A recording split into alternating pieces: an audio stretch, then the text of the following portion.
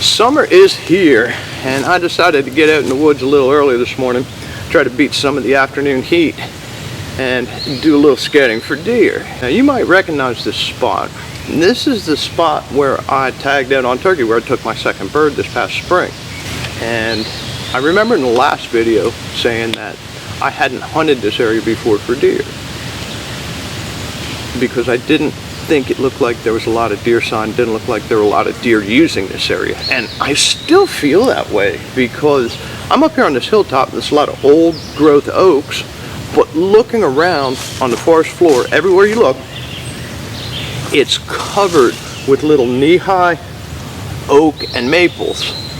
Now, if there were a lot of deer back in here, they would have not only eaten acorns last fall, but they would have be eating these seedlings before they got this tall. I mean, they're everywhere back here.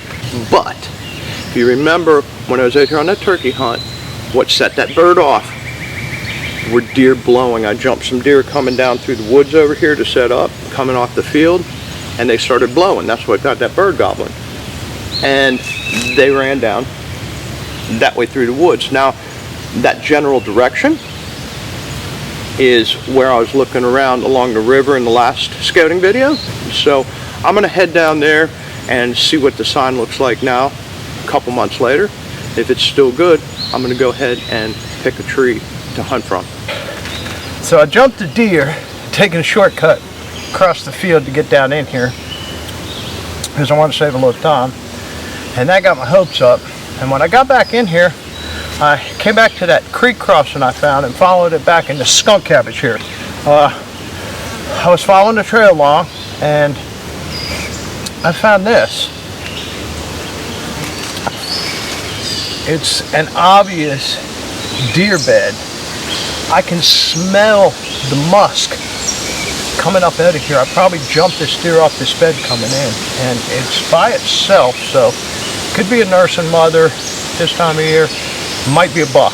And I'm leaning towards it being a buck because I took this real thin trail back down through the skunk cabbage down this way, and it goes around to another creek crossing that has a lot of sign on it, but there's a trail that heads straight back into the woods from the creek crossing. This one branches off and comes about 30-40 yards off the main trail and beds here, and it's facing back towards the way it came. So I'm thinking this might be a buck.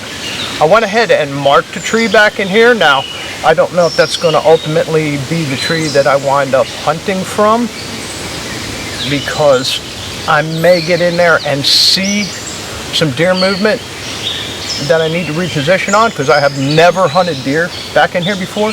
But it's got a good view of the creek crossing, and it's got a great shot at the trail that goes straight back into the woods. So it may be good for a doe. I don't know. Looks like an area I want to try early season, but I'm going to have to come in from this way because where I killed that turkey, where I tagged out on turkey, is over this way, and the deer movement seems to be coming down in here this way because the parking lot's up in there. The deer get pushed back in this thick swamp here, so I'm going to have to come in from over that way. But that's a good thing, because remember I told you I'd be doing a little more scouting back in here on slow turkey mornings. And that's exactly what I did, and I found another spot that I want to check out, and it just so happens to be it's over in that direction on the way back to the truck. So this is a great setup. I'll walk out, plan a road I can get back in here when the season opens, and I'm kind of excited about this spot. That's strong. I'm guessing this is a buck bed. Well, I'm about 200 yards out from where I found that bed back in the thick stuff, and I went ahead and marked a tree here too. Got one about 25 yards right over this way. And that's because as I came across, I was heading towards that other spot I wanted to look at, and I found this. It's a real heavy trail. It's just loaded with tracks here coming down off the field, and the tracks are going not only into the woods but up towards the trail too. So this is probably a pretty major feeding field when they come out of the thick stuff and head up to the field to feed. There's a big oak ridge, and I may be able to catch them coming up early through this bottom to browse the oak ridge, moving out to the field in the evening. But I think this is a doe trail because not only does it have these really big tracks on it here, it's got these other eensy beensy little ones. So that tells me it's a doe traveling with a fawn, or several does traveling with fawns, I don't know. But it's definitely going to be worth a sit, and it would work well in the evenings when the wind comes around the wrong direction for that spot down at the bed. I need the wind actually coming the other way because I'll be coming in from down here. The parking lot's down this way. So I'm heading back that way to look at the other spot I found, because it's getting to be noon and I'm kind of sweating. I'm glad I'm heading back towards the parking lot. Well, that worked out right nice. That second spot I set up back in there for the opposite wind along that trail, along that main trail. As I started off through the woods, it's about 20 yards from the main horse trail that I was heading for to head back over here towards the truck and the other spot I want to look at today. Now that's something else you're going to want to do while you're out here setting up your hunting spots, is when you find a good location, go ahead and time yourself hiking back to the truck. See how long it's going to take you to get back in there.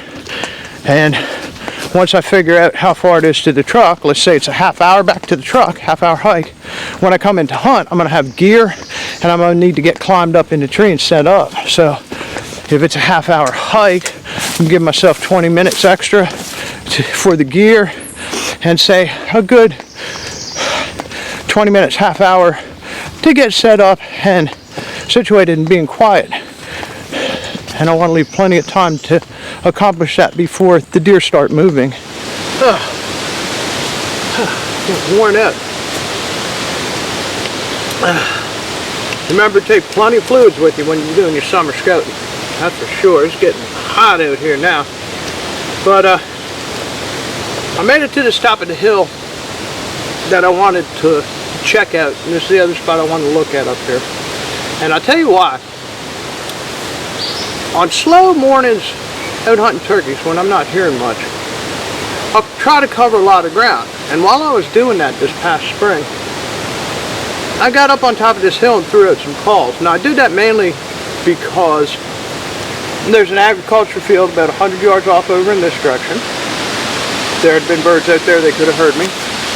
The road is only about 100 yards in this direction, and on the other side of that there's another agricultural field that I've seen and heard turkeys in. I mean, it's not out of the question that I could call one over here. It's not a busy road. Now back over here is super thick cover that hens used to nest in. But every morning I came up here, I jumped a deer crossing out of the thick stuff down onto the steep oak ridge. And I wanted to come take a look at it. I see deer crossing the road right down over this other direction when I'm driving there in the morning. I think the turkey hunters getting back in here, we're pushing them off onto the private property. So I'm going to get up here and look around a little bit, see if I can't find a spot where I might want to set up. Now you can tell this stuff is super thick. This is out of the question to hunt right in here. It's just not going to happen. What I'm going to do is I'm going to walk out to the agriculture field, walk the edge of that, see if I can find any deer trails moving back into the thick stuff. I'm also going to walk the hill along the road, see if I can't find the trails they come up after they've crossed the road.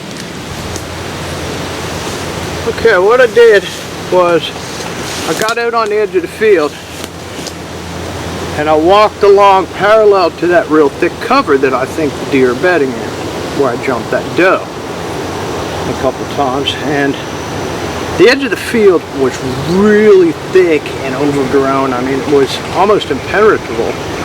So what I did was I just continued walking along the edge of the field until I found an obvious opening. Now, when I walked up into that opening, I found a pretty obvious trail running the inside edge of the cover.